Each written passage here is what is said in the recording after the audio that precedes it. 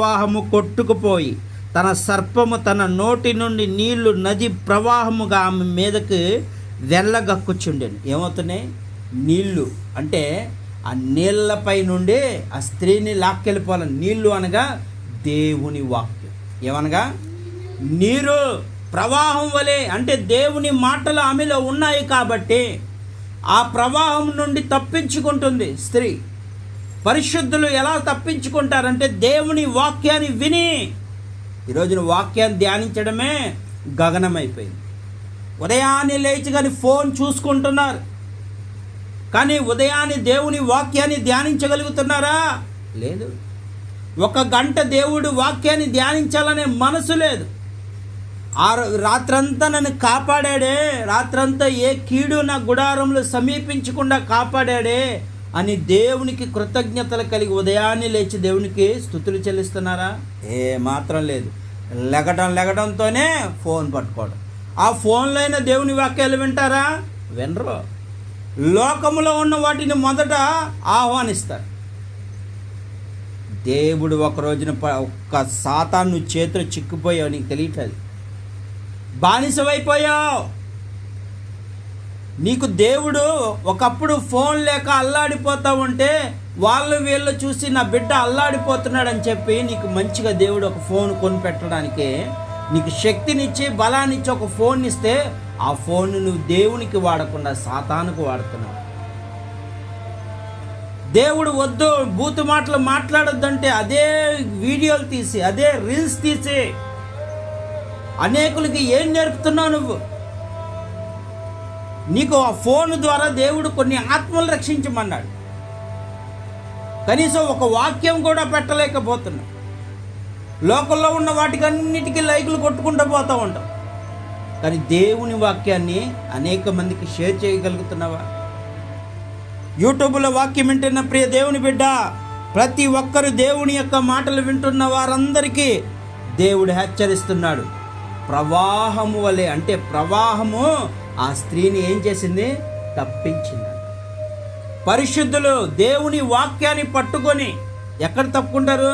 అనేక మంది సాతాను వేసే ఉచ్చుల నుంచి తప్పించుకుంటారు. అందుకే ఇక్కడ దేవుడు బహుసూటిగా రాయించాడు. అక్కడ ఆ కాలములో, ఏ కాలములో? సాతాను హింసించే కాలములో ఆకలితో ఉన్న తన పిల్లలకు ఆహారం పెట్టుట అన్నది ఇక్కడే ఉంటుంది. ఏమంటుంది చూడు, ఆ కాలం అచ్చట సర్పము చూడగా ఆ కాలమున అర్ధాకలి పోషింపబడుతున్న, ఆకలిగా ఉన్న వారిని నింపుతున్నాడంట. ఎవరు నింపుతున్నాడు? చాలామంది ఆకలితో అలమటించిపోతున్నారు. ఎవరు? సైతాను పిల్లలు. కానీ దేవుని మాటల ప్రకారం జీవించే వాళ్ళు దేవుడు ఏం చేస్తున్నాడు? పోషిస్తున్నాడు.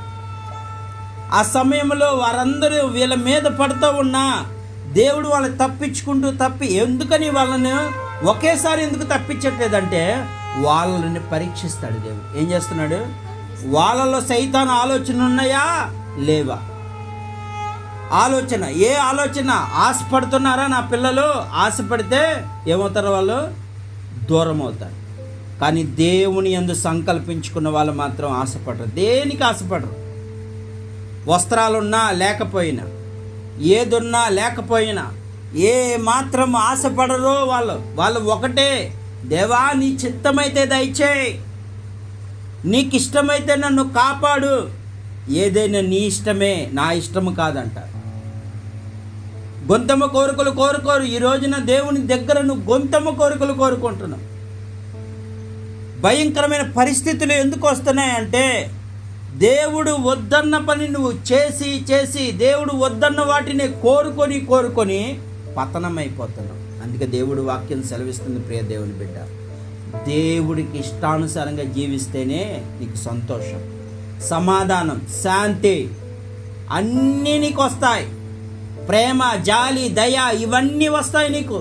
ఆ గుణగణాలు ఎప్పుడు వస్తాయి అంటే దేవుడు మాట విని నా తండ్రి నాకు చెప్పాడు, నా తండ్రి నా తల్లి ద్వారా నా దేవుడు మాట్లాడుతున్నాడు అని నువ్వు ఎప్పుడైతే దేవుడు వద్దన్న పని చేయకుండా ఉంటావో అప్పుడు నీకు విజయం వస్తుంది. ఈ రాత్రి దేవుడు నీతోనే మాట్లాడుతున్నాడు. ప్రియ దేవుడి బిడ్డ, వద్దన్న పని చేసి నీ పరిశుద్ధతను కోల్పోతున్నావు. నీవు పరిశుద్ధుడుగా ఉంటేనే దేవుని యొక్క ప్రార్థన చేసినప్పుడు నీ పరిశుద్ధత కలిగిన వాడుగా ఉంటే నీ ప్రార్థన దేవుని దగ్గరికి వెళ్తుంది. అపవిత్రులుగా ఉండి నువ్వు ఏదో పైన కన్నీరు కార్చి ఏదో ముసల కన్నీళ్లు కార్చినంత మాత్రాన దేవుడు విండవు. వేషధారులను ఉమ్ము వేస్తాడంట దేవుడు. ఏం చేస్తాడు? ఉమ్ము వేసి నాకు నువ్వు తెలీదు పో అంటాడంట. వేషధారులుగా ఉండొద్దు అంటున్నాడు. నునివెచ్చనితనంతో ఉండొద్దు అంటున్నాడు. ఏదైనా ఒకే రీతిగా ఉంటే వేడిగానే ఉండు, చల్లగానే ఉండు. అంతేగాని రెండు వేషాలు వేస్తే మాత్రం దేవుడు ఒప్పుకోడు. అర్థమవుతుందా? ఉంటే మంచిగా ఉండు లేదా చెడ్డగా ఉండు. కానీ ఒకటి మంచి చెడ్డగా నేర్చుకుని అందరికీ అలా వేషధారణగా కనపడుతున్నావు అనుకో, దేవుడు ఉమ్ము వేస్తాడంట. ఈ రాత్రి కాల సమయంలో పరిశుద్ధాత్మ దేవుడు చెప్తున్నాడు, నేను పరిశుద్ధుడై ఉన్నాను, మీరు పరిశుద్ధంగా ఉండండి. ఎందుకంటే మీరు పరిశుద్ధంగా లేకపోతే సాతాను మిమ్మల్ని ఉచ్చివేసి లాక్కెళ్ళిపోతున్నాడు. ఆడికి సమయం కొద్దిగా ఉందని తెలిసి ఎప్పుడు మిరింగుతుమా. ఈరోజున యవ్వనస్తులు చచ్చిపోతున్నారు. ఎక్కడ చూసినా ఏ ఫ్లెక్సీలో చూసినా యవ్వన కాలంలో కాడి మోస్తారనే భయంతో సాతాను వాళ్ళని ఏం చేస్తున్నాడు? యాక్సిడెంట్లని అనేక మంది చచ్చిపోతున్నారు. ఈ రోజున ఒక ఫ్లైట్ యాక్సిడెంట్ అయిపోయి భయంకరంగా చనిపోయారు. ఈ మరణాలు ఎందుకు సంభవిస్తున్నాయంటే వాడు త్వరగా దేవుడు వచ్చేస్తున్నాడు కాబట్టి ఒక్కొక్కరిని చంపేద్దాం అనుకున్నాడు. మరణము కిటికీ తలుపులు ఎక్కి చూస్తుందంట. దేవుని వాక్యం మరణం ఎప్పుడు వాళ్ళు కిటికీ తలుపులు ఎక్కి ఎవరిని చంపుదామా, ఎవడు పరిశుద్ధంగా లేడు వాడు నరకానికి లాక్కెళ్ళిపోవాలి. అది ఆడు పన్నాగాళ్ళు పన్నుతున్నాడు. ఈ రాత్రి నువ్వు వాడికి దొరకడానికి వీల్లేదు. నీవు మరణించేంత వరకు పరిశుద్ధంగా జీవించు. ఈ లోకములో ఉన్న కష్టాలే భరించలేకపోతున్నావు, నరకాన్ని ఎలా భరించగలవు? చిన్న చిన్న సమస్యలు వస్తేనే అల్లాడిపోతున్నావు. ఏ విధంగా నరకాన్ని భరించగలవు? అందుకే దేవుడు అంటున్నాడు, నువ్వు నరకానికి వెళ్ళటానికి వీలేదు. ఈ లోకంలో పడిన కష్టము చాలు, ఇక నుండి పరిశుద్ధంగా జీవించడం నేర్చు. ఇంజలే దేవుడు అల్లరి వద్దు అన్నాడు, మనే. అల్లరితో కూడిన ఆటపాటలు వద్దు అన్నాడు, మనే. వ్యభిచారం వద్దు అన్నాడు, మనే. దొంగతనం వద్దన్నాడు, మనే. మానలేకపోతున్నావంటే నువ్వు సైతానికి దగ్గర అయిపోయావు. ఆజ్ఞ అతిక్రమమే ఏంటిది? మహాపాపం అంట. దేవుడి మాట వినకపోవటమే పాపం. ఈ రాత్రి కాల సమయంలో పరిశుద్ధాత్మ దేవుడు ఎంత అద్భుతంగా మాట్లాడుతున్నాడో చూద్దాం. ఎంత చక్కని మాటలతో మనల్ని బలపరుస్తున్నాడో చూద్దాం. ఇక్కడ కొన్ని వచనాలు చూద్దాం. పరిశుద్ధాత్మ దేవుడు ఏమని చెప్తున్నాడంటే, అంజు చేత ఘట సర్పము ఆగ్రహము తెచ్చుకొని దేవుని ఆజ్ఞలు గైకొనొచ్చు యేసుని గురించి సాక్ష్యమిచ్చుచున్న వారి ఆమె సంతానము శేషించిన వారితో యుద్ధము చేయుటకు బయలు వెళ్ళి ఆ సాతానికి దొరకట్లేదంట. ఆ స్త్రీ ఎవరు? దేవుని పరిశుద్ధ పిల్లలు దొరకట్లేదని కోపం పెంచేసుకుందంట. కోపం పెంచేసుకొని ఏం చేస్తుంది? ఒకేసారి సైతాను సమూహంతో యుద్ధానికి రాబోతుంది. ఏంటి? సైతాను యొక్క సైన్యాన్ని వేసుకొని, ఇదిగో వీడు దొరకట్లా మనకే, వీడు దేవుని ఎన్నిసార్లు వీడికి ఎన్ని శిక్షలు వేసినా, ఎన్ని అవమానాలు చేసినా, ఎన్ని నిందలేసినా దేవుడు అని తిరుగుతున్నాడు. వీడి ఇంటిలోని నాశనం చేద్దామని సమూహాలతో వస్తాయంట. ఎలా వస్తాయి? యుద్ధము చేయడానికి వచ్చేస్తున్నాయి. దయ్యాలన్నీ వాడి మీదకి రాబోతున్నాయి. అయినా సరే ఏం జరిగిందో చూద్దాం. బయలు వెళ్ళి సముద్ర తీరము నిలిచెను. సముద్రం అనగా లోకములో ఉన్న మనుషులు అన్నమాట, కలుషితమైన మనుషులు. ఆ తర్వాత ఏం జరిగిద్దంటే వారందరి మధ్యన ఎవరు ఉంటారంటే దేవాతి దేవదూతలు ఉంటారు. ఇప్పుడు యుద్ధం ఎవరికి జరగబోతుంది? వాడు మన మీద చేయాలనుకుంటే దేవుడు ఏం చేయబోతున్నాడు? తన సైన్యాన్ని పంపించి ఆ సాతాను సమూహాలందరినీ నరకానికి లాక్కెళ్ళిపోతున్నాడు. అర్థమవుతుందా? అందుకే నువ్వు భయపడాల్సిన ఆఖరి ప్రాణం పోయేంత వరకు నీవు దేవుని వాక్యాన్ని పట్టుకొని నడు. నీ ప్రాణం పోయేంత వరకు ఏ మాత్రం పరిశుద్ధత కోల్పోవద్దు. ఏ మాత్రం మనుషుల వైపు చూడొద్దు. నీ మార్గం గురి యొద్దకే పరిగెత్తాల. ఆ గురి ప్రభు అయిన యేసుక్రీస్తు కోసమే నువ్వు బ్రతకాలి. ఈ లోకంలో నువ్వు ఎంత కష్టపడినా, ఈ లోకంలో ఉన్న వాటి కోసం ఎంత శ్రమ పడినా, అది ఈరోజు కడుపు నింపుకుంటావు, మరుసటి రోజు అదేమవుతుంది? విసర్జించబడుతుంది. కానీ నువ్వు దేవుని కోసం కష్టపడితే, దేవుని యొక్క పని కోసం నువ్వు కష్టపడితే అది ఎంతవరకు ఉంటుందంటే తరతరములు పరలోక రాజ్యములో ఆయన స్తుతించే స్థలము దాకా ఉంటుంది. అందుకే రాత్రి దేవుడు అంటున్నాడు, నా పని చేయి, నేను నీ పని చేస్తా. నా పని చేయకుండా నువ్వు ఈ లోకంలో ఎంత కష్టపడి నువ్వు ఎంత పోషించినా, కనీసం నేను నిన్ను బ్రతికించి కనీసం ఒక 10 ఆత్మలైన నా సన్నిధానానికి తీసుకురాకపోతే నీవు ఏమైపోతావంటే నరకానికి వెళ్ళిపోతావు.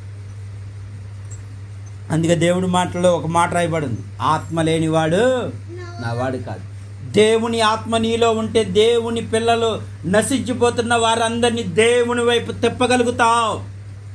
దేవుని ఆత్మ నీలో లేదు కాబట్టి నువ్వు సైతాను మనిషిగా కనపడుతున్నావు, సైతాను పిల్లగా కనపడుతున్నావు. అందుకే నీళ్ళు అల్లరిపోవట్లేదు, అందుకే నీ తల్లిదండ్రుల మాట వింటలేదు, అందుకే నువ్వు ఏమైపోతున్నావు అంటే వాళ్ళ మాటలు వీళ్ళ మాటలు. అసలు దేవుడు వాళ్ళ ద్వారా వీళ్ళ ద్వారా చెప్తున్నా సరే, పెద్దల ద్వారా చెప్తున్నా సరే వద్దన్న పని చేసి ఒకరోజున ఏమైపోతున్నామంటే సాతానుకి చిక్కుపోతాం.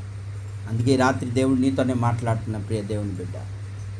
చిన్న బిడ్డలైనా పెద్ద బిడ్డలైనా ముసలి వాళ్ళైనా ఒకటే మాట చెప్తున్నాడు, నా రాకడ పర్యంతం వరకు ఏముండాలి? మెలకు కలిగి ప్రార్థన చేయి. ఎన్ని సమస్యలు వచ్చినా నీ పక్షాన నా దూతలను పంపుతానన్నాడు.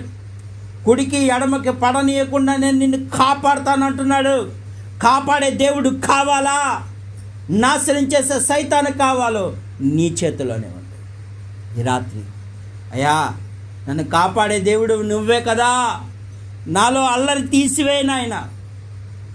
నా తల్లి ఎంత చెప్తున్నా అల్లరి చేస్తున్నానే, నా తండ్రి ఎన్నిసార్లు దేవుని వాక్యాన్ని బోధిస్తున్నా నా జీవితం మారట్లేదే,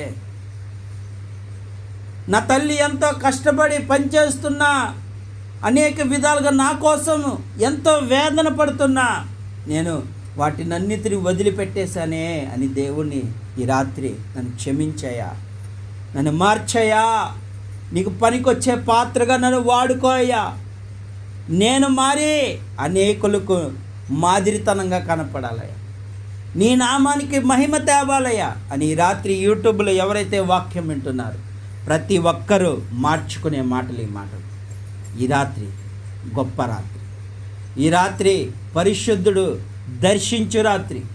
ఈ రాత్రే ఆనాడు యాకోబు ఏ విధంగా అయితే రాత్రంతా పెనుగులాడి తనకున్న సమస్యను తొలగించుకున్నాడు, ఈ రాత్రి నువ్వు కన్నీరు కారిస్తే, ఈ రాత్రి దేవుణ్ణి నిజంగా మొరపెడితే, నీవు తప్పులు ఒప్పుకొని ప్రాయశ్చిత్తము చేసుకునే సమయం ఇది. ఆ సమయాన్ని వృధా చేసుకోకు. అది యవ్వనస్తుడైనా ముసలవాడైనా చిన్నపిల్లలైనా ఎవరైనా ఈ రాత్రి దేవుడిచ్చిన రాత్రి, రేపన్నది మంది కాదు, ఈ రాత్రి దేవుడిచ్చిన రాత్రి. ఈ రాత్రి నువ్వు వృధాపరచుకోవడానికి దేవుని పాదాలు కడుగు, దేవుని పాదాలు కడిగయ్యా నీ వాక్యాన్ని నిరంతరం ధ్యానిస్తా, ఉదయాన్నే లేచి నీకు కృతజ్ఞతలు చెల్లించుకునే మనసు దయచేయ్యా, నాకు అనుక్షణము తోడుండయ్యా, నా బిడ్డలకు తోడుండయ్యా, నా కుటుంబానికి తోడుండయ్యా. సాతాను అనుక్షణము మమ్మల్ని ఎప్పుడు చంపేద్దామని చూస్తుందయ్యా. ఆ మరణము ఆ యొక్క శోధనలో ప్రవేశించకుండా ఉండాలంటే నిత్యము నీతో గడపాలయ్యా అని నువ్వు రాత్రి అడిగితే నీకు దేవుడు మనోధైర్యాన్ని నూతన ఆత్మనిస్తాడు. ఈ రాత్రి అడుగుదామా, అయ్యా నా బ్రతుకు మారుస్తావంట కదయ్యా, ఇంతకాలం నీకు ఇష్టం లేని జీవితం జీవించి ఇక నుండే నీకు ఇష్టమైన బ్రతుకు జీవించాలని నువ్వు అడిగితే ఈ రాత్రి నీకు సహాయం చేయడానికి ఆయన చాలిన దేవుడు. ఈ కొద్ది మాటల దేవుడు